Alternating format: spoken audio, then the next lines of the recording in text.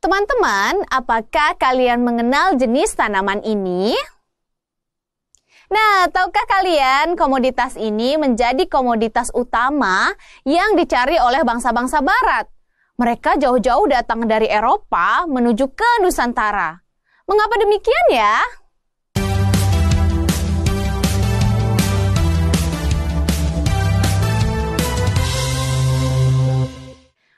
Teman-teman, seperti yang sudah kita pelajari pada materi sebelumnya, bahwa tujuan awal kedatangan bangsa Eropa ke kawasan Asia dan Afrika sebenarnya bukan dilatar belakangi oleh ambisi untuk menguasai wilayah. Akan tetapi tujuan awalnya adalah untuk berdagang. Saat itu, bangsa Eropa melakukan aktivitas perdagangan dengan membeli rempah-rempah yang berasal dari para pedagang Arab, Cina, dan India. Dan sesekali mereka juga menjual hasil produksi mereka seperti pakaian kepada orang-orang Asia dan Afrika. Intinya tujuan utamanya adalah untuk berdagang ya.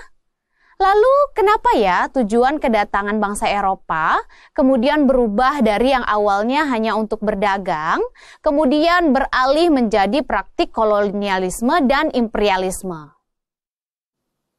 Pada perkembangannya, setelah bangsa-bangsa Eropa melihat begitu melimpahnya sumber daya alam yang dimiliki oleh bangsa-bangsa Asia dan Afrika, khususnya wilayah Nusantara, maka muncullah keinginan dari bangsa Eropa untuk menguasai dan menduduki wilayah-wilayah tersebut.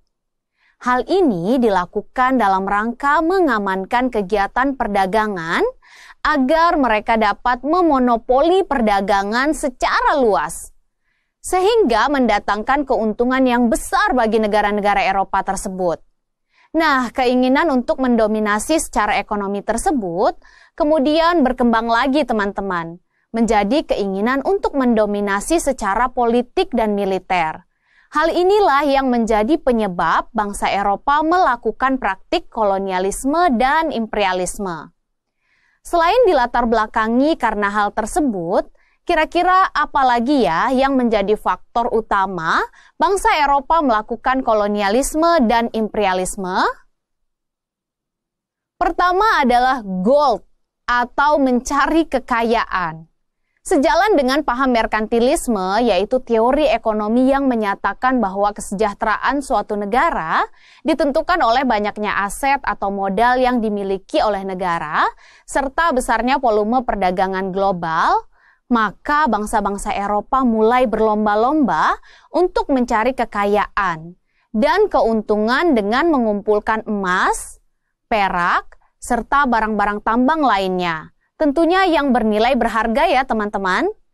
Kemudian pada perkembangannya bangsa Eropa mulai berfokus pada sebuah komoditas utama yaitu rempah-rempah yang saat itu sangat laku di pasaran internasional. Selain sebagai penghangat, rempah-rempah saat itu juga digunakan sebagai bumbu favorit bagi para raja. Faktor utama lainnya adalah mencapai kejayaan sebagai sebuah bangsa, atau disebut dengan istilah glory.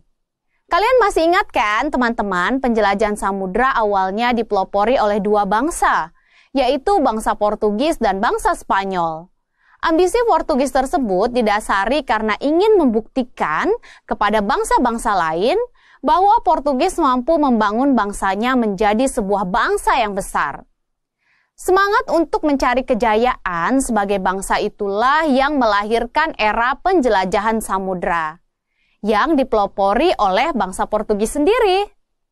Nah, di tempat-tempat baru yang sudah diduduki, Portugis akan menancapkan sebuah padrão sebagai simbol tercapainya perjanjian atau kerjasama dengan penguasa lokal. Selain itu, padrão juga dianggap sebagai simbol kejayaan dari bangsa Portugis. Nah, selain glory, ada pula gospel, teman-teman. Gospel merupakan keinginan untuk menyebarkan agama Nasrani atau Kristen ke seluruh dunia. Bangsa Portugis dan Spanyol adalah negara dengan mayoritas penganut agama Katolik yang cukup besar, teman-teman. Nah, raja-rajanya sangat taat terhadap perintah Paus, yang merupakan pemimpin gereja Katolik seluruh dunia. Bagi mereka, taat kepada Paus maka secara langsung terkait dengan kehidupan politik dan kekuasaan. Maka dengan melakukan kegiatan politik dianggap juga taat kepada Tuhan ya teman-teman. Salah satu contohnya adalah seruan Paus kepada raja-raja Eropa untuk membebaskan semenanjung Iberia dari kekuasaan bangsa Moor, serta Tanah Suci dari kekuasaan bangsa Ottoman, dua bangsa atau dinasti yang bercorak Islam. Maka dari itu dapat dipahami bahwa salah satu misi kolonialisme dan imperialisme Portugis adalah untuk menyebarkan agama Nasrani.